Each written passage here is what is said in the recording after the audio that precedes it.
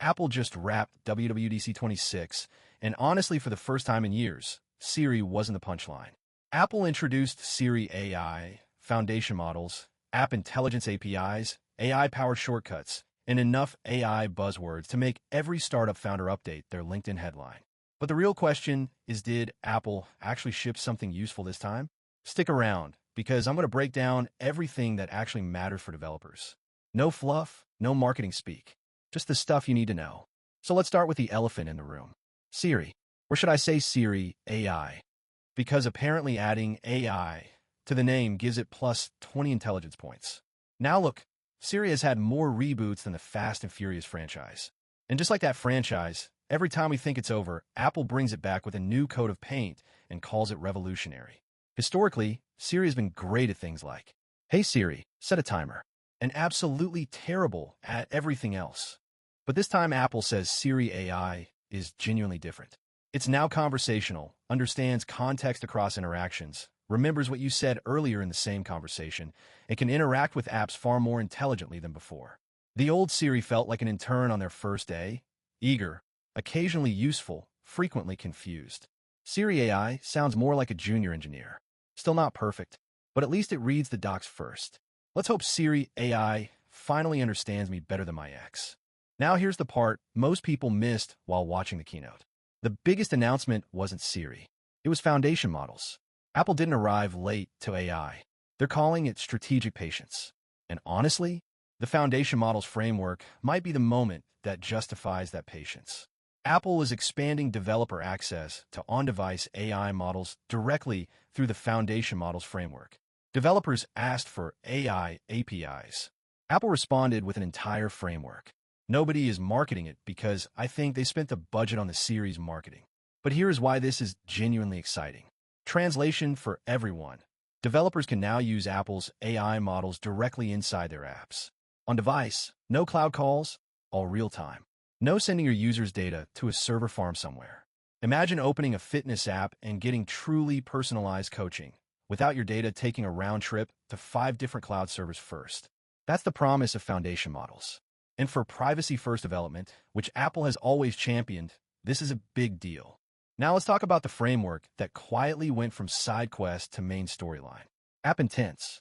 Apple continues pushing App Intents as the bridge between your app, Siri, and the entire Apple Intelligence ecosystem. In plain English, if you want your app to talk to Siri AI, work with shortcuts, or plug into Apple Intelligence features, App Intents is how you do it. It is no longer optional background knowledge. It is the main character. App Intents just became the most important framework nobody wanted to learn. If you ignored App Intents last year, congratulations. You now have homework. A lot of it. I'll be covering it in depth in an upcoming video, so make sure you subscribe so you don't miss it. Apple also upgraded shortcuts. And honestly, this one is underrated and barely got any attention in the keynote coverage. Users can now create workflows through natural language rather than manually dragging and dropping automations. You just describe what you want and Shortcuts figures it out. For example, remind me to skip leg day every Monday. Actually, don't. Never skip leg day.